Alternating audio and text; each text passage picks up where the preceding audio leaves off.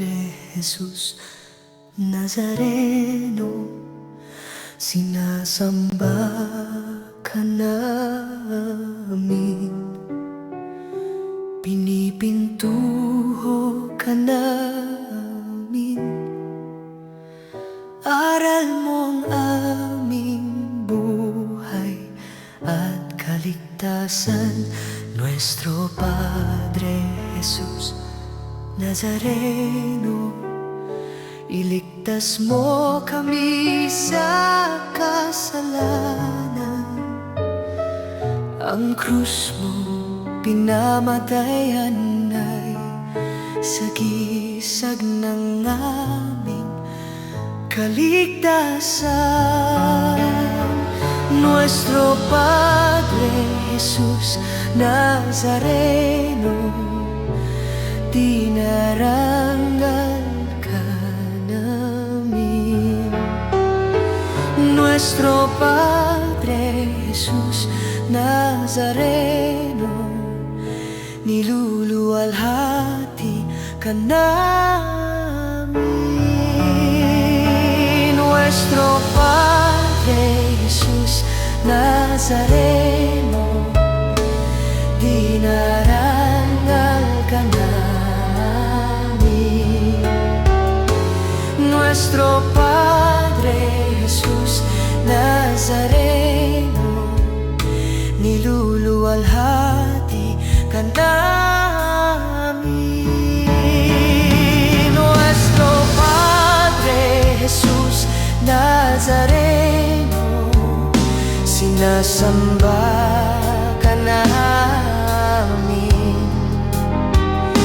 pinipintuho ka namin.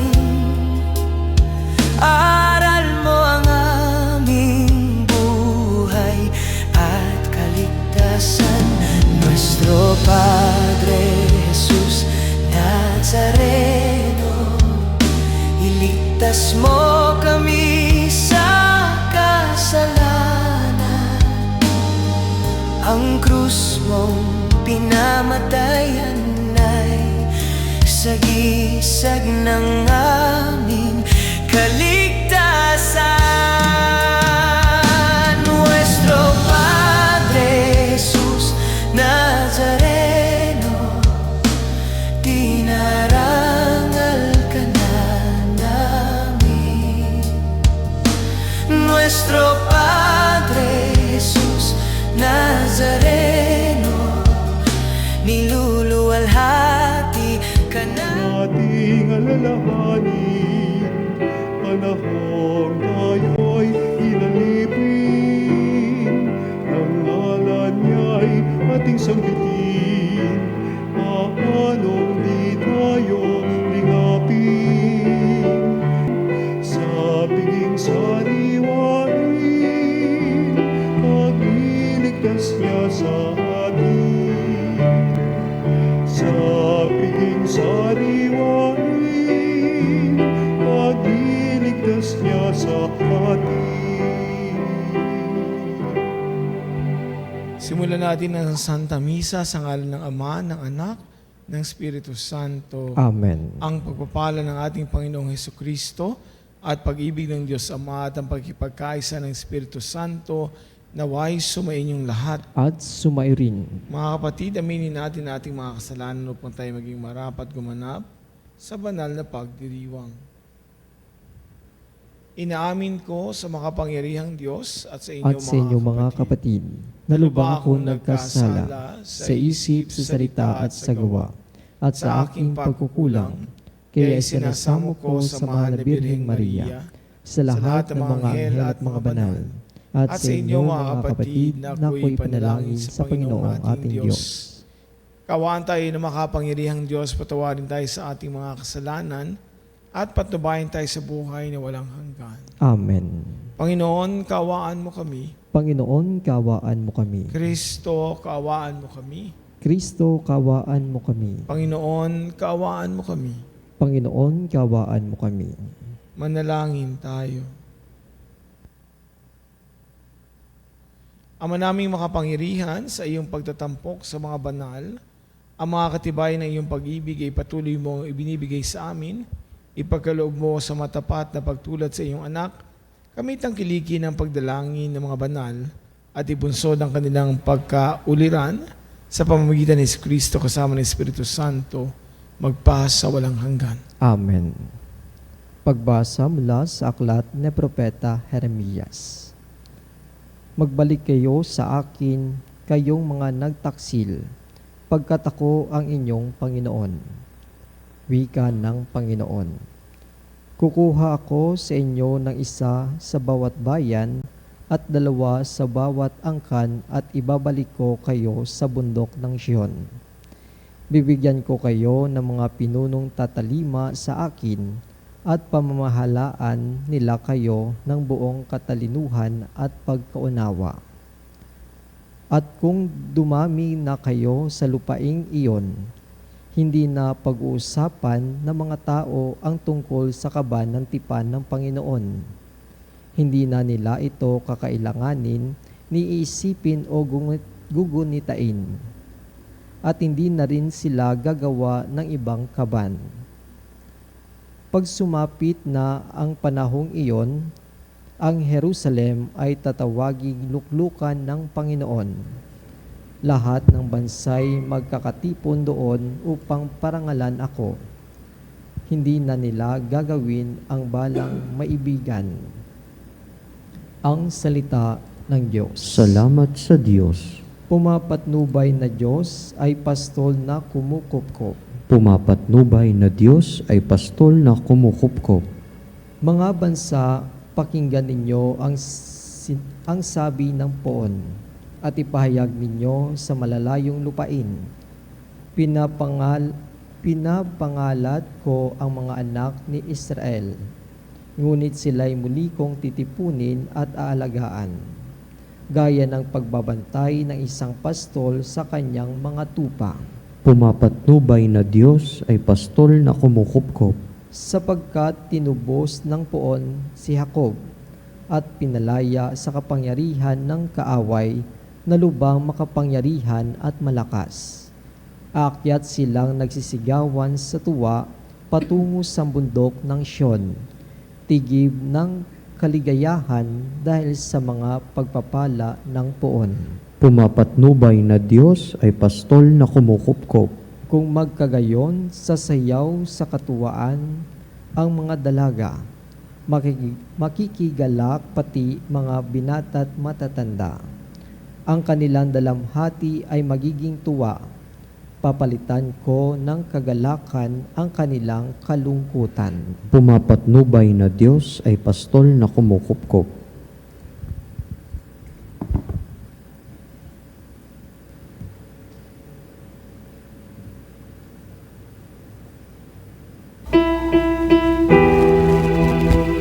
Hallelujah, hallelujah, hallelujah,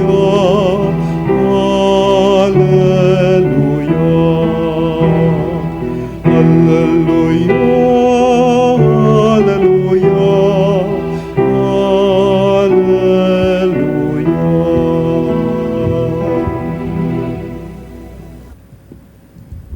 Sumainyo ang Panginoon. At sumainyo rin. Ang mabuting balita ng Panginoon ayon kay San Mateo. Papuri sa iyo, Panginoon. Noong panahong iyon, sinabi ni Jesus sa kanyang mga alagad, pakinggan nga ninyo ang kahulugan ng talinhaga tungkol sa mga gasik. Ang mga nakikinig ng salita tungkol sa paghahari ng Diyos, ngunit hindi nakakaunawa nito ay katulad ng mga binhing nahasik sa tabing daan. Dumating ang masama at inagaw ang nahasik sa kanilang puso.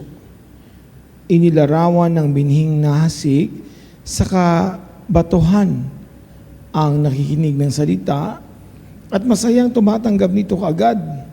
Ngunit hindi ito tumitimo sa puso nila kaya't hindi sila nananatili. Pagdating ng mga kapighatian o pag-uusig dahil sa salita, agad silang nanlalamig. Inilarawan naman ng paghasig sa dawagan ang nakikinig ng salita.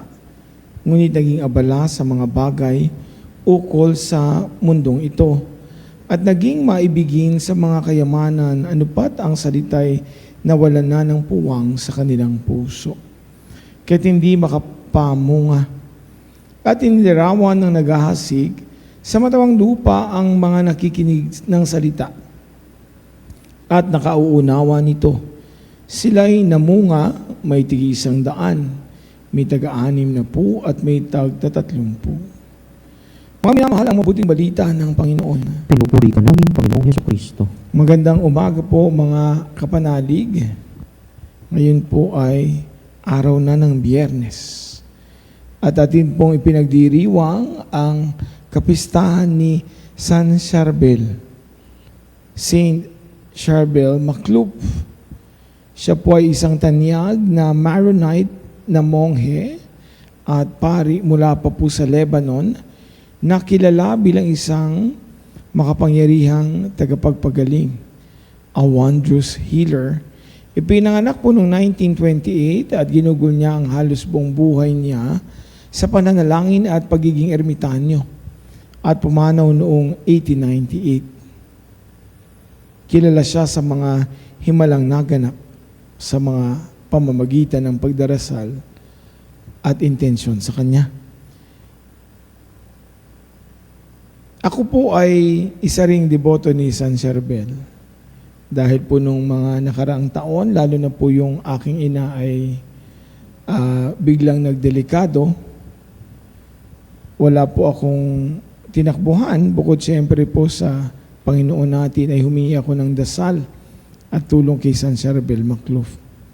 Matapos po nun ay naging maayos naman ang pakiramdam ng aking nanay, based sa kanyang mga laboratory test, pati po CT scan. Kasi ang takot po namin noon ay baka may madalang mangyari sa aking nanay. Kaya nga po matapos noon ay pinarenew ko na sila agad ng kasal. 42 years pa lang yung kanilang marriage. At tumagal pa po ng naka-58 pa po sila at inabutan nila na ako ay maordinahang pari. Dumating din po ang pagkakataon na ako naman ang nakaramdam ng sakit at alam ko pong hindi ito biro. Kaya ganun din po ulit. Ako ay tumungo at humingi ng dasal kay San Charbel. Ang sabi ko nga po nun, inire-reserve ko talaga yung mga ganung pagkakataon kay Saint Charbel for those impossible prayers. And yes, indeed, they were heard. Narinig po ng Panginoon sa pamamagitan po ng kanyang intercession. Sa ating pong mabuting balita, ipinaliwanag po ni Jesus na ang salita ng kaharian ay maaaring tanggapin sa iba't ibang paraan. Depende po sa anong klase ng lupa. Kagaya po ng anumang klaseng puso meron tayo. Sa ating pong mabuting balita, ang pagkakaiba ay malinaw. Ang ilan ay nakaririnig at hindi nakauunawa. Ang iba ay nagsisimula ng maayos, ngunit kulang sa lalim. Hinahayaan ng iba na ang mga makamundong alalahanin ay sumasakal sa salita, ngunit ang mabuting lupa ay nakaririnig, nakauunawa at nagbubunga. Mga panalig, alin po kayo dito sa mga lupang ito na nabanggit ko? Hindi lang po sa ating pagdarasal para sa kagalingan, pero para po sa ating pang-araw-araw na pangangailangan. Si San Charbel po ay naging isang kapansin-pansing pag-usapan, lalo na po dito sa Ebanghelyo, kung anong itsura ng salita na umuugat ng malalim at nagkakaroon po ng bunga. Lalo na po kapag ang buhay ay minarkahan ng pananalangin, kahirapan, penitensya, pagsunod, at pagtanggap sa kaloob ng Diyos. Lahat po ng nabanggit ko ay pawang taglay ni San Charbel. Pinili po niya ang mabuting lupa sa pamamagitan ng pagtitiis sa mga tinik. Kaya po binubuod po ni Pope Leo XIV ang pamana ni Saint Charbel bilang mula sa Espiritu Santo na bumubuo sa kanya upang tulungan ang mga taong nabubuhay ng walang Diyos at matutong manalangin, ang mga nabubuhay sa ingay na matutong tumahimik At ang mga naghahanap ng kayamanan ay matutong maging mahirap. Parang puro kabalintunaan po ito kung ating iisipin at mahirap mangyari. Pero po ito ay nangyari sa buhay ni San Charbel. Yan po ay halos ginawa para sa imahe ni Jesus sa mabuting balita na ang tinik ay yung mga alalahanin sa mundo at ang pangaakit ng kayamanan. Eksaktong sinalungat po yan sa buhay ni San Charbel. Mga puwersang ito, sa madaling salita, hindi niya hinayaan na makipagkompetensya ang salita ng Diyos para sa espasyo na may kayamanan at kahulugan. Binunot niya ang mga tinig na iyon sa pamamagitan ng isang konkretong espiritual na paraan ng pamumuhay. Mga kapanalig, kung kayo po ay bahagi ng talinhagang ito, kung ito po ay binhi ang inyong narinig na mabuting balita, gayon din po ang kwento ni San Charbel, kumusta po kayo bilang lupa? Hindi naman po amoy lupa o mukhang lupa. Ang sinasabi ko po, paano po ninyo tinatanggap ang salita ng Diyos bilang lupa na nagpapalago nito? Kasi meron po mga tao, pangyayari, lugar at mga sitwasyon na nagpapalapit sa atin sa Diyos. Mga kaibigan, mga pamilya, mga kasama sa trabaho, sa eskwelahan, yung mga gusto natin at mahal at sila ay nagpapalusog sa atin, tumutulong bilang matabang lupa at yumabong ang salita ng Diyos. Ano naman ang nagbabanta sa inyong kaligayahan? Ano ang lumilikha ng magandang lupa sa inyo? Ano ang mga kondisyon na nakapagsasabi kayo na hindi nakatutulong sa paglago ng salita ng Diyos? At paano nyo ito naiintindihan? Nakikinig po ba kayo kapanalig? O pasok sa kanang tenga, labas sa kaliwa? Ano po ang nangyayari sa inyong kalooban matapos ninyong marinig? Kaya minumulungkahi po ni Saint Charbel ang isang praktikal po na pagbabasa nito. Kung ang salita ay nararamdaman nating naaagaw, humingi tayo ng mas malalim na pangunawa sa pamamagitan ng pananalangin. Kung magaling ka sa simula, ngunit alam mong babagsak ka sa hirap sa kalaunan, manalangin para magkaugat, lalo na sa pamamagitan ng pagsunod, sakramento at pagpupursige, para alam mong ang iyong mga paa ay nakaangkla sa lupa. Kung ang mundo ay nagmamalasakit at ang pangaakit ng kaginawahan, kayamanan ay sumasakal sa paglago, ipinakita ni San Charbel na ang kahirapan at ang pagiging monghe ng may disiplina ay makapagbibigay ng espasyo para sa Diyos at sa pagbabago. Sapagkat ang hinihingi ay hindi naman basta-basta isang uri lamang ng pangunawa. Kailangan ay magkaroon ng paunang pagbubukas ng puso upang magkaroon ng espasyo para sa mensahe ng ating Panginoon. Gaano ka ba kabukas, kapanalig? Bukas ba ang iyong puso? Bukas ba ang iyong isip? May espasyo ba ang Diyos sa iyong puso? Paano kung puno ng pag-aalinlangan at galit? Saan may lalagay ang Diyos? Hayaang makinig ang sino mang may tainga. Ito ang hamon sa atin na inilatag ni Jesus, ang tunay na makinig. Sa panahon ngayon na napakahirap makinig dahil napakaraming boses nating naririnig. Minsan nga ang sarili nating boses ay akala nating boses ng Panginoon dahil gusto lamang nating sundin kung ano yung nasa isip natin. Tandaan po ninyo, mga kapanalig, na ang bunga ay nagmumula sa pangunawa na nakaliligtas sa mga pagsubok na ating dinaraanan. Itinuro na ni Jesus yan na ang salita ay nagbubunga kung saan ang mga puso ay nakaririnig, nakauunawa, at kung saan ang mga makamundong tinig ay hindi kaya nitong sakalin. Nilaman po ni San Charbel ang lahat ng ito na sinabi sa Ebanghelyo. Ang banal na Espiritu ay nabuo sa kanya upang maging isang buhay na tanda ng panalangin, katahimikan, kahirapan, upang ang salita ay mag-ugat at magbunga sa kanya sa pamamagitan ni Kristo. Hayaan din natin na ang napon ng salita ng Diyos sa ating mga puso ay mamunga ng masagana sa ating buhay. Maibahagi ito at maisabuhay ng husto. Tulad din po ng binhi, maaring tayong magdusa sa buhay na ito, ngunit ipinangako sa atin ng Diyos ang kaluwalhatian na magpapadali sa ating mga pagdurusa. Ang kaluwalhatian ay kumikilos sa atin, kaya hinuhubog tayo sa pagkakahawig kay Kristo, gaya na naging buhay ni San Sherbel Macluf. San Sherbel, ipanalangin mo kami.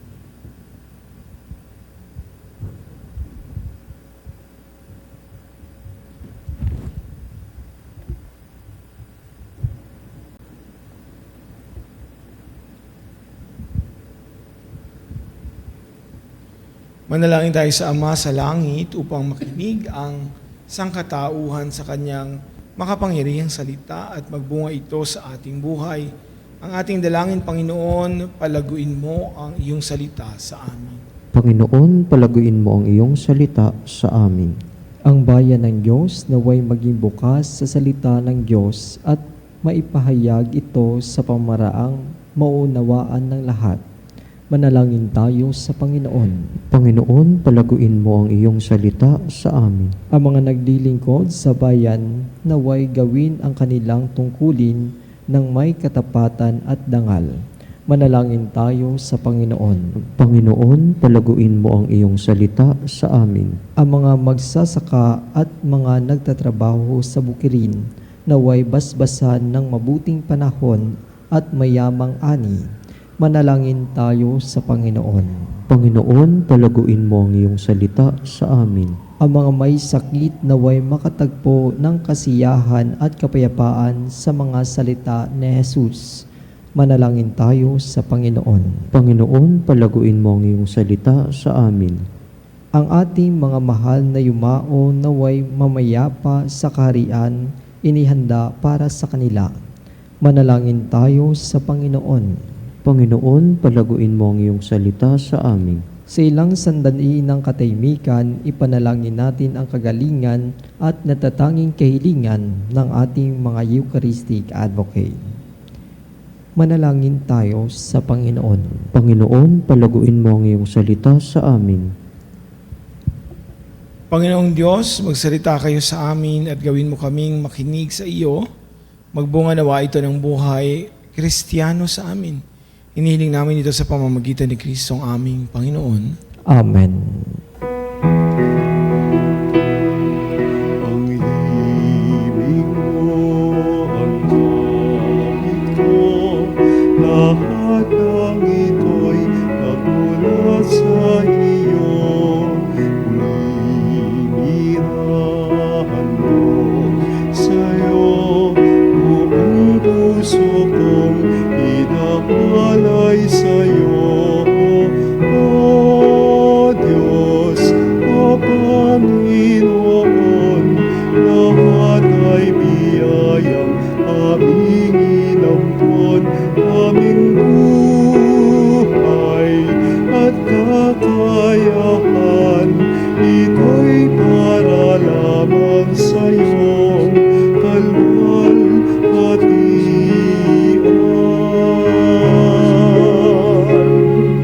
ito'y para lamang sa'yo, kalwalhatian.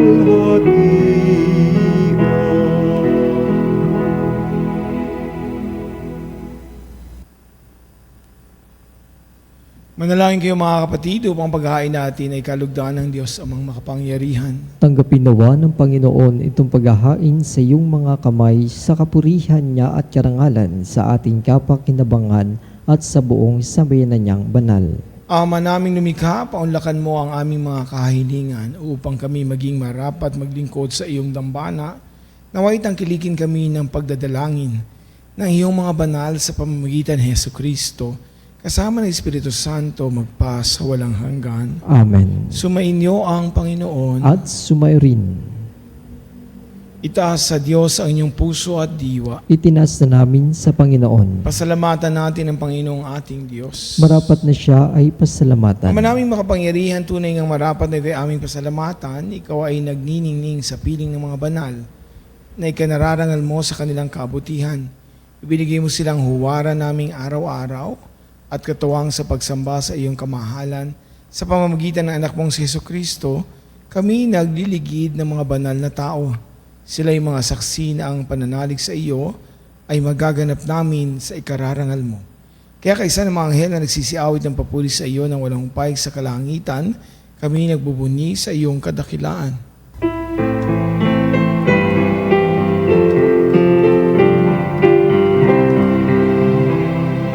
Santo, Santo, Santo, Panginoong Diyos ng mga hukbo, napupuno ang langit at lupa ng kadakilaan.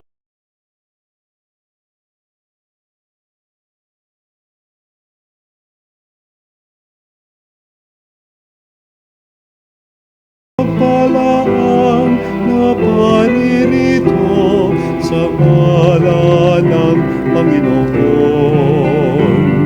Hosana, Hosana sa kaitaasan. Ama naming banal, ikaw ang bukal ng tanang kabanalan, kaya't sa pamamagitan ng iyong Espiritu, kami yung banal ang kaloob na ito upang para sa aming maging katawan at dugo ng aming Panginoong Hesukristo. Bago niya pinagtiis ang kusang loob na maging handog, hinawakan niya ang tinapay, pinasalamatan kaniya, pinaghati-hati niya iyon, iniabot sa kanyang mga alagad at sinabi, tanggapin ninyong lahat ito at kanin, ito ang aking katawan ay handog para sa inyo.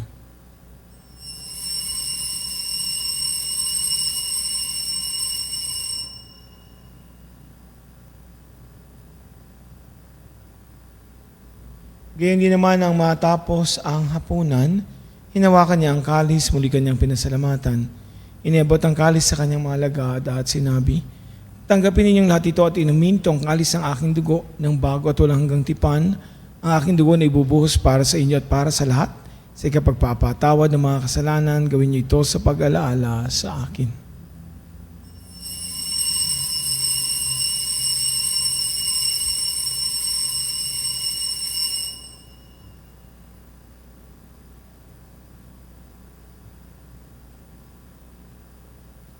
Ipagbunyi natin ang misteryo ng pananampalataya.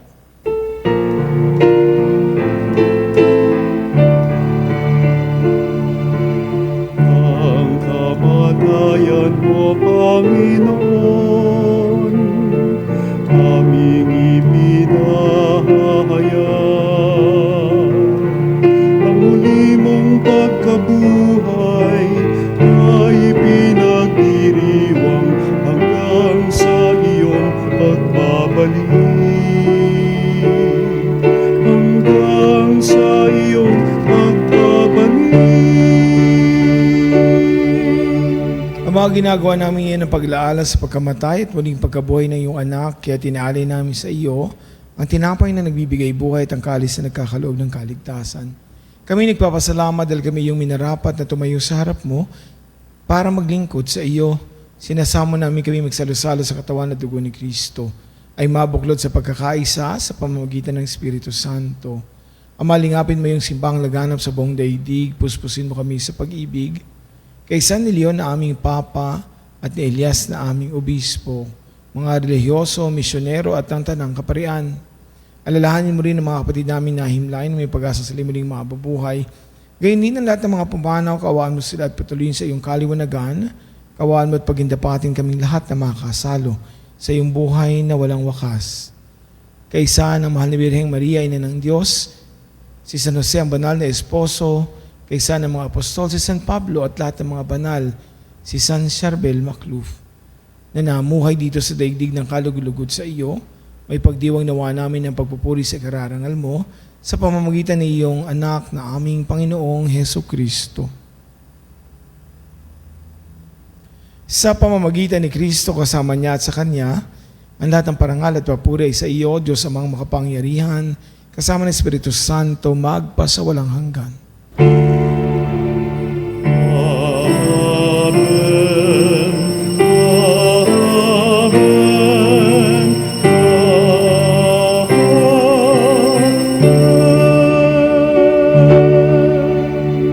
Sa tagubili naman nakagagalin na utos ni Kristo Jesus na ating Panginoon at Diyos, ating ipahayag ng lakas loob.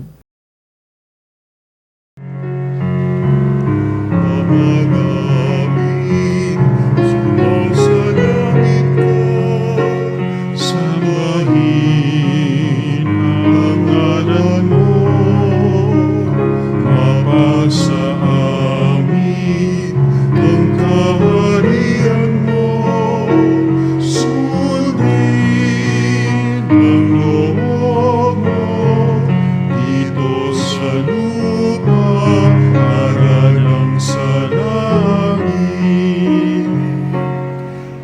Bigyan mo kami ngayon ng aming kakanin sa araw-araw. At patawarin mo kami sa aming mga kasalanan, para ng pagpapatawad namin sa nagkakasala sa amin. At huwag mo kami ipahintulot sa tukso, at iadya mo kami sa lahat ng masama. Paan araw-araw, iligtas sa kasalanan, itilayo sa lahat ng kapahamakan, samantalang kami pinananabigan ng dakilang araw ng pagpapahayag ng tagapagligtas naming si Jesucristo. Sapagkat iyo ang kaharian, kapangyarihan at ang kapurihan, magpakailanman. Amen. Panginoong Jesucristo, sinabi mo sa iyo mga apostol, kapayapaan ang iniiwan ko sa inyo, ang aking kapayapaan ang binibigay ko sa inyo. Tunghayan mo ang aming pananampalataya at huwag ang aming pagkakasala. Pagkaluban mo kami ng kapayapaan at pagkakaisa ayon sa iyong kalooban, kasama ng Espiritu Santo, magpa sa walang hanggan. Amen. Ang kapayapaan ng Panginoon ay laging sumainyo, At sumairin magbigayin kayo ng kapayapaan sa isa't isa. kapayapaan po sa bawat isa. Cordero ng Diyos, na nag-alis ng mga kasalanan ng sanlibutan, maawa ka sa amin. Cordero ng Diyos.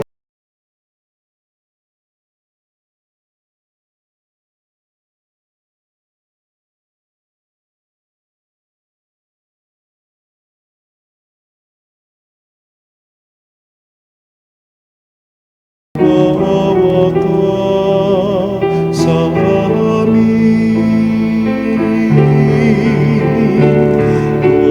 Cordero ng Diyos, na nag-alis ng mga kasalanan ng sanlibutan,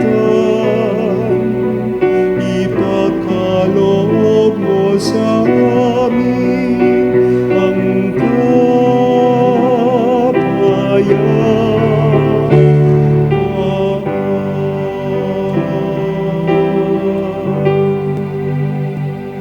Ito ang kordero ng Diyos, ito nagalis sa kasalanan ng sanlibutan, mapalad ang mga inaanyayahan sa kanyang piging. Panginoon, hindi ako karapat-dapat na magpatuloy sa iyo, ngunit sa isang salita mo lamang ay gagaling na ako.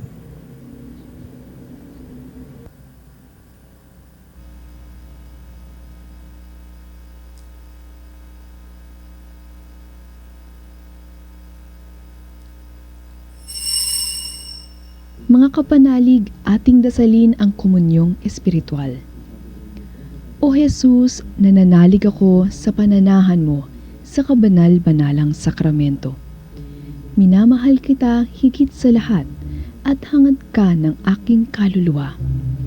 Hindi ko man matatanggap ngayon ang iyong katawan at dugo, inaasahan ko na patuloy kang mamumuhay sa aking puso. Naniniwala ako na narito ka at kaisa ka ng aking buong pagkatao. Huwag mong ipahintulot na mawalay ako sa iyo. Amen. Panalangin sa karangalan ng Nuestro Padre Jesus Nazareno. O Jesus Nazareno, katamis-tamisan naming manunubos, sa harap mo ngayon naririto kami't nangangayupapa at nagsisisi ng taos-puso sa aming pagiging walang turing sa iyo at paglimot sa di mabilang na mga biyaya mo, lalong-lalo na yaong mahalagang biyaya ng pagtutubos. Dinaramdam namin at pinagsisisihang labis, Panginoon ko, ang pagkakasala namin sa iyo. Ikinalulungkot namin ang pagiging dahilan ng pagpapasan mo ng krus na iyan sa gitna ng mga hirap at kapaitan hanggang sa inihandog mo ang iyong buhay sa bundok ng Kalbaryo sa pagkaibig mo lamang na matubos kami at ang sangkatauhan mula sa sala. Pakabanalin mo, O Panginoon, ang aming pagnanais at ipagtanggap mo sa amin ang iyong biyaya. Maging tagapamagitan nawa ang iyong ina, ang kalinis-linisang Birheng Maria.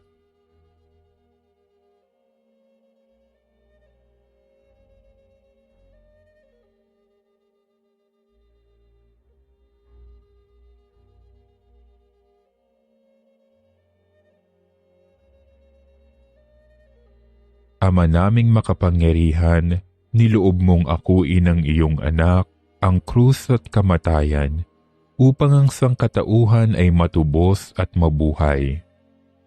Ang pag-ako namin sa krus at kamatayan dito sa lupa, ayon sa diwa ng pagsunod sa iyong loob, na ginanap ng iyong anak, ay magpagindapat nawa naming kamtin ang lubos na katubusan at pagkabuhay sa iyong piling, sa pamamagitan ni Hesukristo, kasama ng Espiritu Santo, magpasawalang hanggan.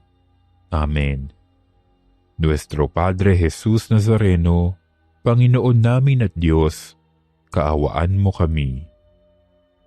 Sumainyo ang Panginoon At sumayo rin. at pagpalain kayo ng makapangyarihang Diyos Ama, Anak at Espiritu Santo. Amen. Tapos na ating misa, kayo ngayong taglay ang pag-ibig ni Kristo. Salamat sa Diyos.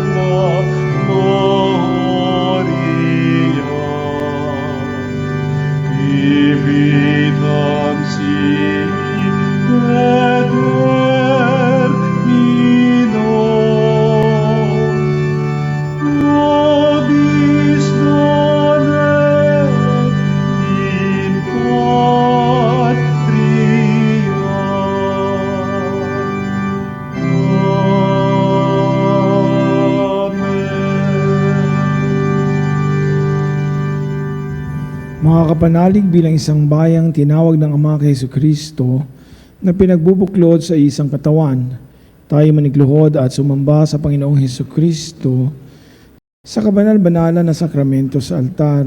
Sa sandaling ito ng pagpupuri at pagsamba sa banal na sakramento, alalahanin natin ang ating mga kapanalig na kasama natin ngayong nakikinig at nakasubaybay sa ating himpilan.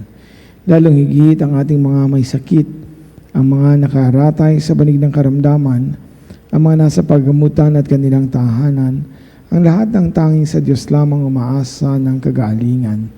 Gayon din ang pinapanalangin natin ng mga nanghihina sa kanilang pananampalataya, ang mga nakararanas ng matinding kalungkutan, takot at pangamba, ang mga nawawalan ng pag-asa at lakas ng loob.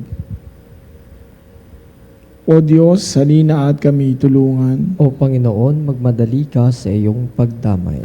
Papuri sa Ama at sa Anak at sa Espiritu Santo. Kapara ng una ngayon at magpasa walang hanggan. Amen. Purihin ang makapangyarihang Ama na nagsugo sa kanyang bugtong na anak upang tayo may pagkasundo sa Kanya. Pinupuri ka namin ngayon at kailanman. Purihin ang Panginoong Hesukristo, ang kordero ng Diyos na nag-aalay ng kanyang katawan at dugo bilang pagtubos sa sala ng tanan. Pinupuri ka namin ngayon at kailanman. Purihin ang banal na Espiritu, ang Panginoong nagpapabanal at pumupuspos na nagbibigay kagalingan sa lahat. Pinupuri ka namin ngayon at kailanman.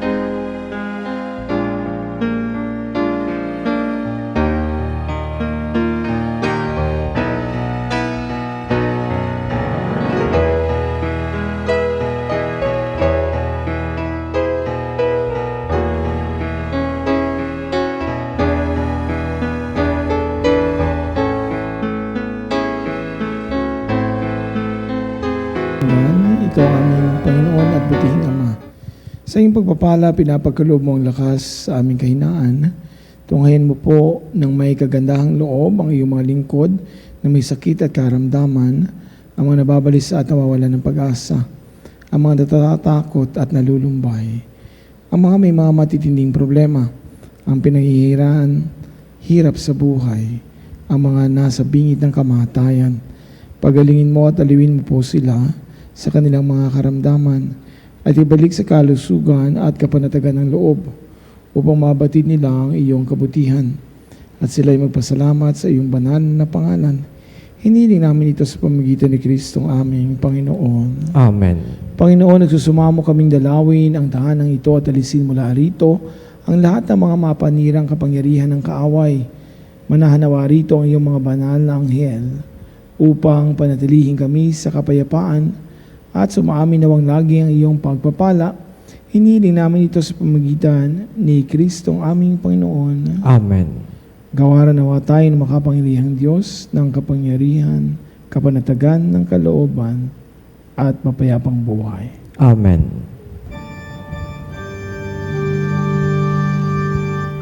Tantum ergo sacramentum veneremur cernui et antiquum documentum novo cedat ritui restet fides supplementum sensum defectui genitori genitoque lauset jubilatio salus honor virtus coque siret benedictio procidenti abut loce comparsit laudatio.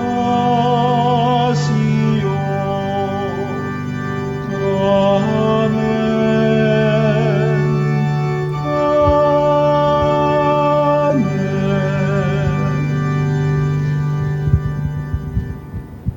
Binigyan mo sila ng tinapay mula sa langit. Na naglalaman sa kanyang sarili na lahat ng katamisan.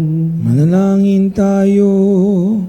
O Diyos, na sa ilalim ng kamanghamanghang sakramento, ay iniwan mo sa amin ang alaala ng iyong hirap at sakit. Ipagkaloob mong sa pamamagitan ng pagsamba namin sa banal na misteryo na iyong katawan at dugo, madama namin sa aming sarili ang bisa ng pagtubos mo sa amin. Ikaw na nabubuhay at naghaharing kasama ng Ama at ng Espiritu Santo, magpasawalang hanggan.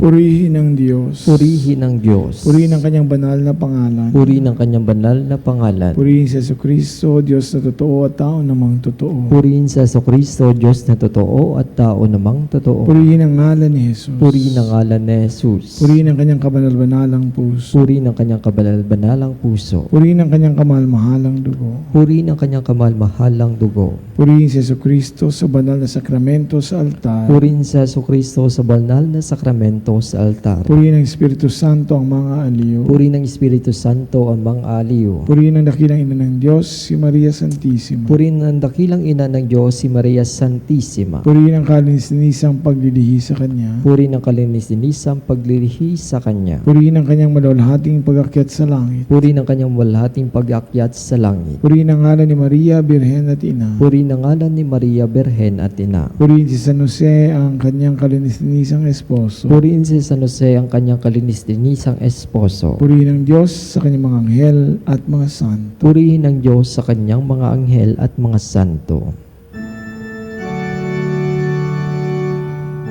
O Sacrament most holy, O Sacrament divine, all praise and all thanksgiving be every moment thine, be every moment thine.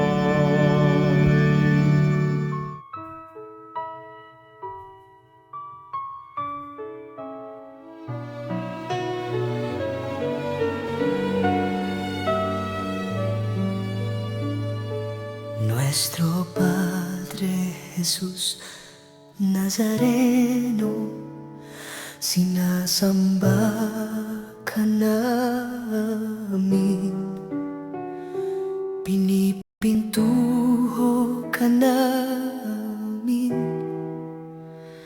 aral mo ang aming buhay at kaligtasan.